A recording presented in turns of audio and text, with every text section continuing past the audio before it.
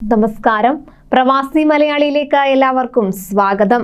കേന്ദ്ര വിദേശകാര്യ സഹമന്ത്രി വി മുരളീധരന്റെ ബഹ്റൈൻ സന്ദർശനത്തെ വളരെ ആകാംക്ഷയോടെയാണ് ഇന്ത്യൻ പ്രവാസി സമൂഹം ഉറ്റുനോക്കുന്നത്. കോവിഡ് പ്രതിസന്ധി തുടങ്ങിയപ്പോൾ മുതലുള്ള യാത്രാ പ്രശ്നം തുടങ്ങി നിരവധി വിഷയങ്ങളിൽ കേന്ദ്ര സർക്കാരിന്റെ ഭാഗത്തു നിന്നും ഇടപെടൽ ഉണ്ടാകുമോ എന്ന കാര്യമാണ് പ്രവാസികൾ പ്രധാനമായും ഉറ്റുനോക്കുന്നത്. ഇതുകൂടാതെ മറ്റ് നിരവധി പ്രശ്നങ്ങൾക്കാണ് പരിഹാരമാകുമോ എന്ന പ്രവാസികൾ പ്രധാനമായും അറിയാൻ ആഗ്രഹിക്കുന്നത്. കേരളത്തിൽ നിന്നുള്ള വിമാന സർവീസുകളിൽ കാര്യമായ വർധനയില്ലാത്തത് പ്രവാസി മലയാളികൾക്ക് തിരിച്ചടിയാണ്.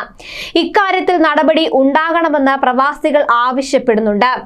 കോവിഡ് ബാധിച്ച് വിദേശ രാജ്യങ്ങളിൽ മരിച്ച ഇന്ത്യൻ പ്രവാസികളുടെ കുടുംബങ്ങളെയും കേന്ദ്ര സർക്കാരിന്റെ സഹായ പദ്ധതിയിൽ ഉൾപ്പെടുത്തണമെന്ന ആവശ്യത്തിനും ഇതുവരെ പരിഹാരമായിട്ടില്ല. ഇക്കാര്യത്തിലും മന്ത്രിയുടെ ഇടപെടൽ ഉണ്ടാകുമോ എന്നാണ് പ്രവാസികളുടെ പ്രതീക്ഷ. കൂടാതെ മതിയായ രേഖകളില്ലാതെ ബഹ്റൈനിൽ കഴിയുന്ന നിരവധി പ്രവാസികളുണ്ട്. ഇവർക്ക് കോവിഡ് വാക്സിൻ ലഭ്യമാക്കാൻ ഇന്ത്യൻ എംബസി നടപടിയെടുത്തിരുന്നു. ഇത്തരം ആളുകളെ കണ്ടെത്തി രേഖകൾ ക്രമപ്പെടുത്താൻ ഇടപെടൽ വേണമെന്നതാണ് മറ്റൊരാവശ്യം.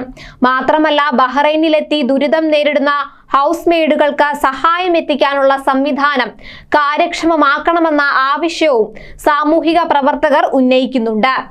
ഇരകളാകുന്നവർ നേരിട്ട് പോലീസ് സ്റ്റേഷനിൽ പരാതി നൽകേണ്ട സാഹചര്യം നിലവിലുണ്ട്. ഭാഷയുൾപ്പെടെയുള്ള നിരവധി തടസ്സങ്ങൾ ഇക്കാര്യത്തിൽ അവർ അഭിമുഖീകരിക്കുന്നു. ഈ വിഷയത്തിൽ ഇന്ത്യൻ എംബസി മുഖേന ശക്തമായ ഇടപെടൽ നടത്തണമെന്നും ആവശ്യം ഉയരുന്നുണ്ട്. അതേസമയം എയർ ബബിൾ പ്രകാരമുള്ള വിമാന സർവീസ് വർദ്ധിപ്പിക്കണമെന്ന ആവശ്യത്തിന് ചെറിയ തോതിൽ പരിഹാരമായിട്ടുണ്ട്. സെപ്റ്റംബർ 15 മുതൽ പ്രതിദിന സർവീസ് 1-ൽ നിന്ന് 2-ആയി ഉയർത്താനാണ് തീരുമാനം. 3 ദിവസത്തെ ഔദ്യോഗിക സന്ദർശനത്തിനാണ് വി മുരളീധരൻ ബഹ്റൈനിൽ എത്തിയിരിക്കുന്നത്. ബഹ്റൈൻ വിദേശകാര്യ മന്ത്രാലയത്തിലെ കോൺസുലാർ അഡ്മിനിസ്ട്രേറ്റീവ് കാര്യങ്ങൾക്കുള്ള അണ്ടർ സെക്രട്ടറി തൗഫീഖ് അഹമ്മദ് അൽ മൻസൂർ അദ്ദേഹത്തെ സ്വീകരിക്കുകയുണ്ടായി.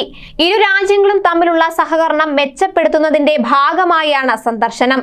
വിദേശകാര്യ സഹമന്ത്രി എന്ന നിലയിലുള്ള വി മുരളീധരന്റെ ആദ്യ ബഹ്റൈൻ സന്ദർശനമാണിത്. ബഹ്റൈനിലെ മന്ത്രിമാർ, മുതിർന്ന ഉദ്യോഗസ്ഥർ എന്നിവരുമായി അദ്ദേഹം കൂടിക്കാഴ്ച നടത്തും. ഇതിനു പുറമെ ആരോഗ്യം, വിദ്യാഭ്യാസം, ബിസിനസ്, സാമൂഹിക സേവനം തുടങ്ങിയ രംഗങ്ങളിൽ പ്രവർത്തിക്കുന്ന ഇന്ത്യക്കാരുമായും കൂടിക്കാഴ്ച നടത്തുന്നുണ്ട്.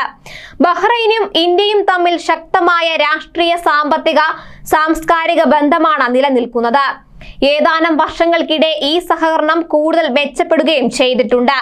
കോവിഡ് കാലത്ത് ഇരു രാജ്യങ്ങളും സഹകരിച്ച് പ്രവർത്തിക്കുകയും ചെയ്തിരുന്നു. കൂടുതൽ വാർത്തകൾക്കായി ഈ ചാനൽ സബ്സ്ക്രൈബ് ചെയ്യുക.